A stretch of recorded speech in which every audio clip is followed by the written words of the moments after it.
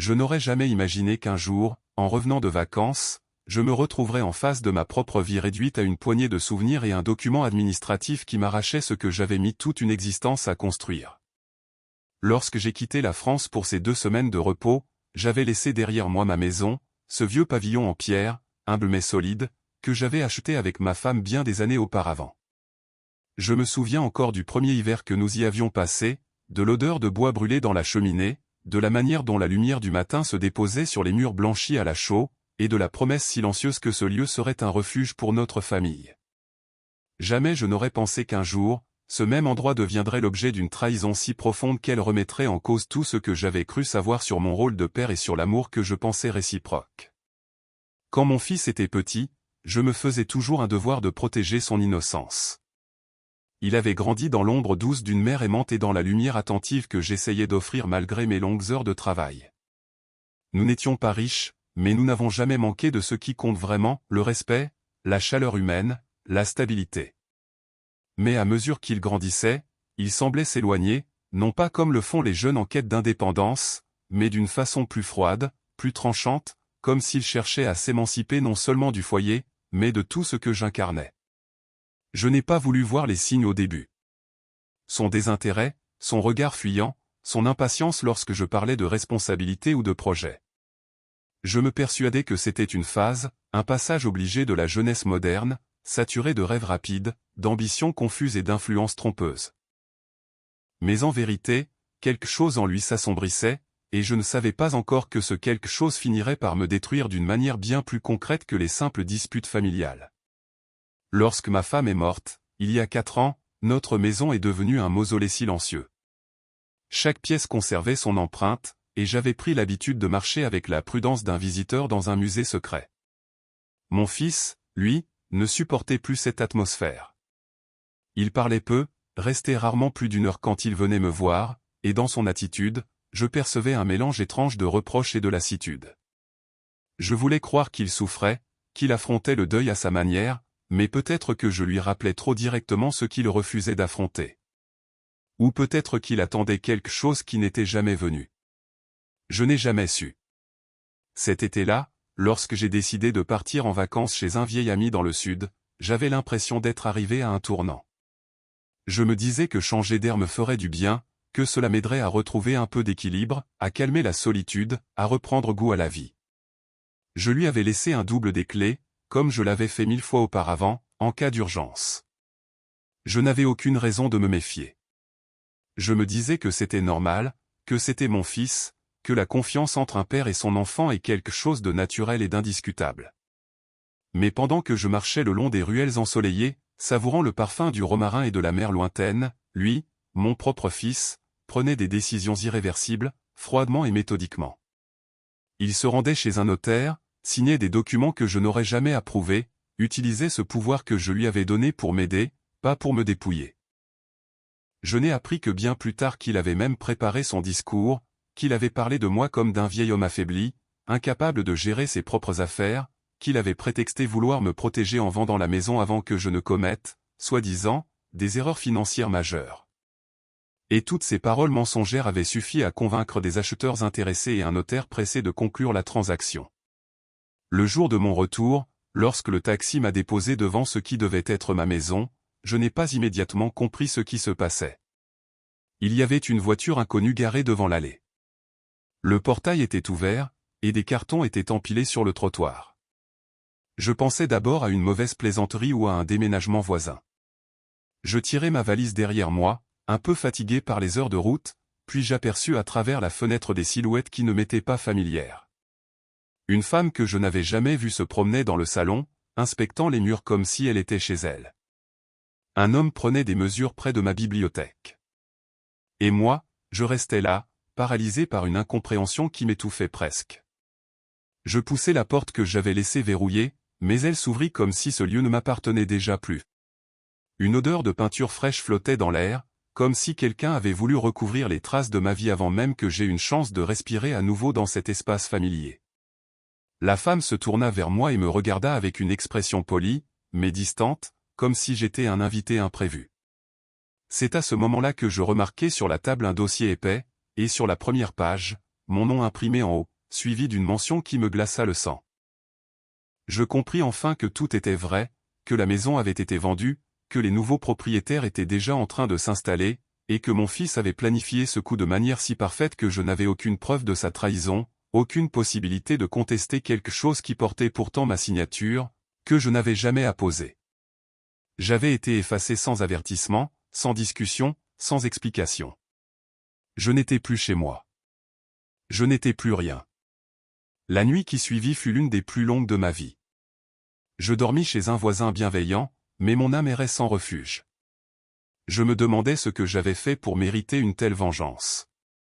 Je repassais en boucle tous les souvenirs avec mon fils, espérant y trouver une faute que j'ignorais, une raison cachée, un indice de colère que je n'avais pas voulu voir. Mais rien.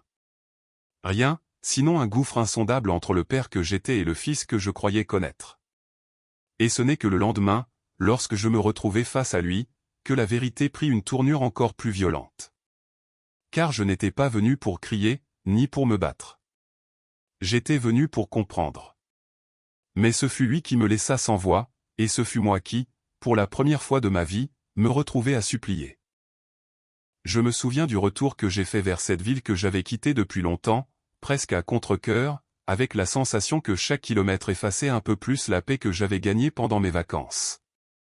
J'avais passé 2 semaines à me convaincre que mon fils n'avait sans doute pas été sérieux, qu'il avait exagéré, ou qu'il m'avait envoyé ce message cruel dans un accès de colère que je pourrais corriger en parlant avec lui. Mais la vérité commença à s'imposer dès que je me suis approché du quartier, car même de loin, il me semblait que ma maison, ce lieu que j'avais construit pierre par pierre avec les économies d'une vie, n'était plus tout à fait la même. En descendant du taxi, j'ai eu l'impression que le sol se dérobait sous mes pieds, parce que les fenêtres que j'avais changées l'année précédente avaient disparu, remplacées par d'autres que je n'avais jamais vues. Le portail n'était plus le mien. La façade avait perdu la couleur que j'avais choisie. C'était comme si quelqu'un avait pris mon passé, mon présent et mon futur, et les avait recouverts d'une peinture étrangère. Je me suis approché lentement, le cœur battant, et j'ai senti en même temps une colère froide et une humiliation brûlante. Ma propre maison m'était devenue interdite. Je l'ai observée comme un étranger l'observe, avec cette sorte de distance douloureuse qui vous dit que vous n'êtes plus chez vous. Je savais que je devais comprendre ce qui s'était réellement passé avant de laisser la rage me guider, car la rage seule détruit, alors que la vengeance, lorsqu'elle est bien tenue, peut reconstruire ce que l'on vous a pris. J'ai alors passé la journée à parcourir les bureaux municipaux, à demander des dossiers, à consulter des actes de vente, à lire des signatures et à découvrir ligne après ligne la trahison concrète de mon fils. Ce que j'ai découvert dépassait de loin ce que j'avais imaginé, car non seulement il avait vendu la maison, mais il l'avait fait en affirmant que j'étais mentalement incapable de la gérer, déposant des documents falsifiés indiquant que je n'étais plus en état de prendre des décisions. Il avait même fourni des certificats médicaux inventés pour prouver ma prétendue incapacité. Je lisais tout cela avec un vertige qui me coupait le souffle, me demandant comment un fils que j'avais élevé seul, pour lequel j'avais travaillé jusqu'à l'épuisement, avait pu monter une telle opération contre moi. En quittant ces bureaux, j'ai senti une transformation en moi. Ce n'était plus seulement un père blessé. C'était un homme dont la vie avait été détruite par la personne à qui il avait le plus donné. Et dans le silence étouffant de la soirée, j'ai compris qu'il ne suffisait pas de récupérer ce que j'avais perdu. Il fallait qu'il comprenne. Pas par des cris, pas par des reproches, pas par des supplications. Mais par quelque chose de plus profond, de plus froid, de plus méthodique. C'est ce soir-là que j'ai commencé à tracer un plan qui, je le savais, prendrait du temps, de la patience et de la précision. Je ne voulais pas seulement reprendre ma maison. Je voulais que mon fils voie exactement ce qu'il avait détruit, et qu'il ressente, au moment venu, le poids de son propre acte. Je me suis installé chez un ami d'enfance, un homme discret qui ne posait pas de questions mais qui voyait dans mes yeux que quelque chose d'irrémédiable avait eu lieu. Pendant les jours qui suivirent, je ne dormais presque pas, non pas à cause de la douleur, mais parce que mon esprit travaillait sans arrêt. J'ai contacté un avocat spécialisé dans les litiges familiaux, quelqu'un qui avait déjà traité des cas de manipulation patrimoniale et d'abus de confiance.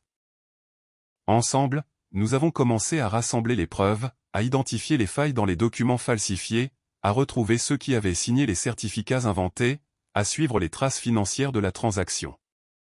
Chaque petite pièce du puzzle révélait une nouvelle couche de la trahison de mon fils, mais aussi une manière de le confondre. Je me suis rendu compte que le couple qui avait acheté ma maison ignorait tout du mensonge qui entourait la vente. Ils avaient été piégés eux aussi. Je n'avais aucune intention de les prendre pour cible. Leur propre détresse m'a rappelé que la vengeance, si elle veut être juste, ne doit frapper que ceux qui l'ont méritée. Alors je continuais en silence, travaillant jour et nuit, construisant une stratégie juridique et personnelle pour détruire non pas la vie de mon fils, mais l'illusion dans laquelle il s'était enfermé. Je voulais qu'il voie l'effondrement de son mensonge morceau par morceau, qu'il comprenne que rien de ce que l'on bâtit sur la trahison ne tient debout.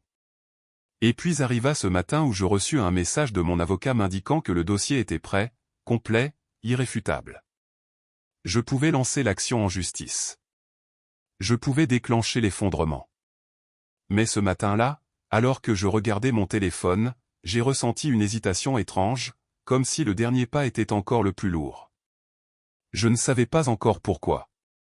Je ne savais pas encore ce qui allait se passer le lendemain, ni comment ma détermination allait finalement se heurter à quelque chose d'imprévu.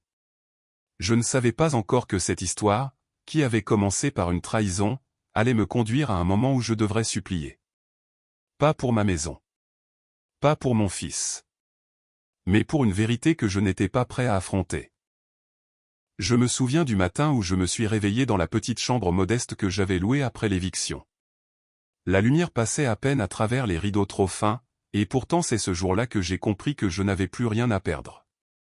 J'étais seul, je n'avais plus de maison, plus de repères, mais il me restait quelque chose que mon fils n'avait pas prévu, ma détermination, et cette étrange lucidité qui naît lorsque tout s'effondre autour de soi. Je savais qu'il avait profité de ma confiance, qu'il m'avait vendu comme on se débarrasse d'un meuble encombrant, et qu'il pensait que je resterais à terre. Mais il ne connaissait pas la partie de moi qui s'éveille seulement quand on me pousse dans un coin. Ce matin-là, j'ai ouvert les yeux avec la certitude que je n'allais pas survivre à cette humiliation, j'allais la transformer. Les premières semaines ont été longues, froides, presque silencieuses, comme si ma vie avait été mise entre parenthèses.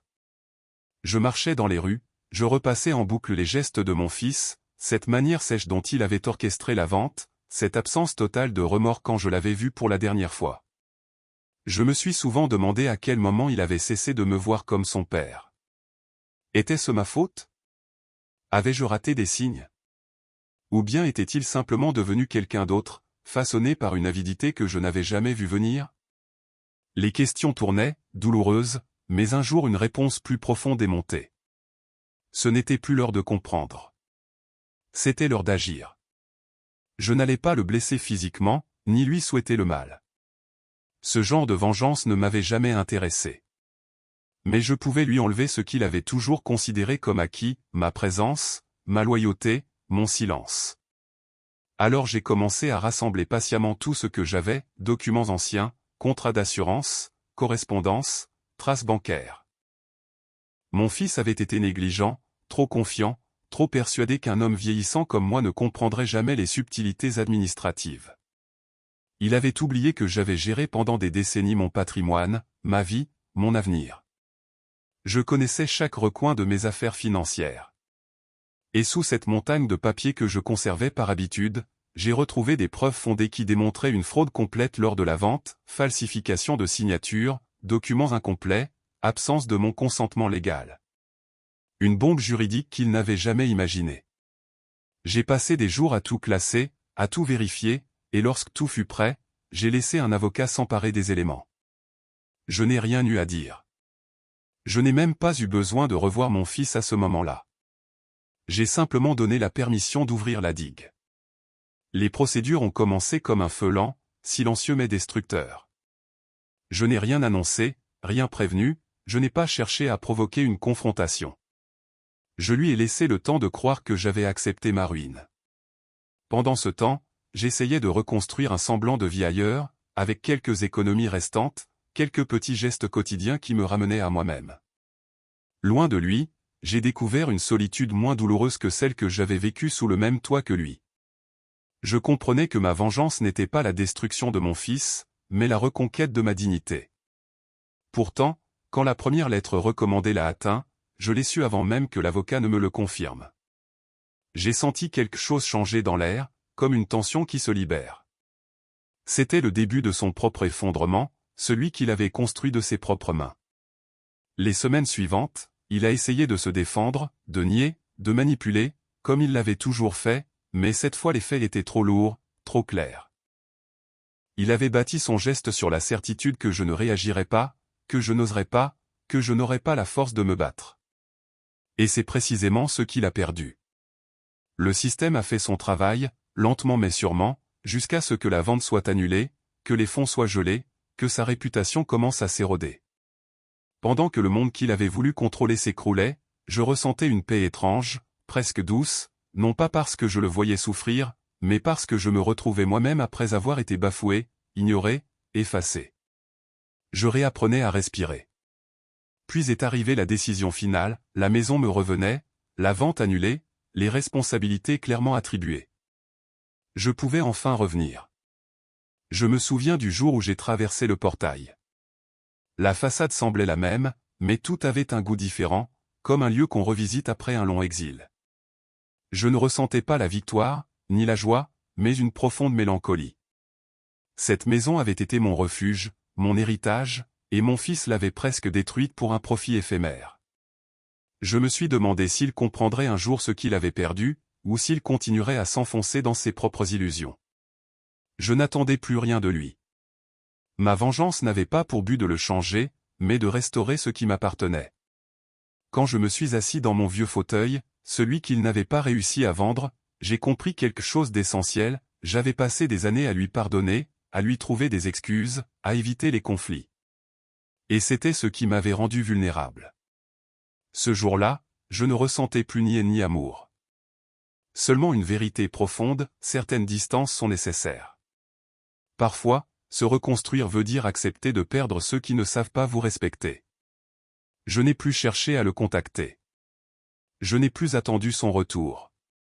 Je laissais la vie suivre sa route, avec un calme nouveau. Aujourd'hui encore, je vis dans cette maison retrouvée, plus silencieuse qu'avant, mais aussi plus authentique. Je n'y entends plus les pas de mon fils, mais j'entends ma propre respiration, mes propres pensées, ma propre existence redevenue entière. Et quand je repense à sa trahison, je ne ressens plus la douleur vive des premiers jours. Seulement une forme de gratitude étrange, il m'a forcé à ouvrir les yeux, à me défendre, à redevenir le gardien de ma propre vie. Ma vengeance n'a pas détruit mon fils. Elle m'a reconstruit, moi. Et c'est ainsi que j'ai compris qu'il n'y a pas de justice plus profonde que celle qui ramène un homme à lui-même après avoir tout perdu.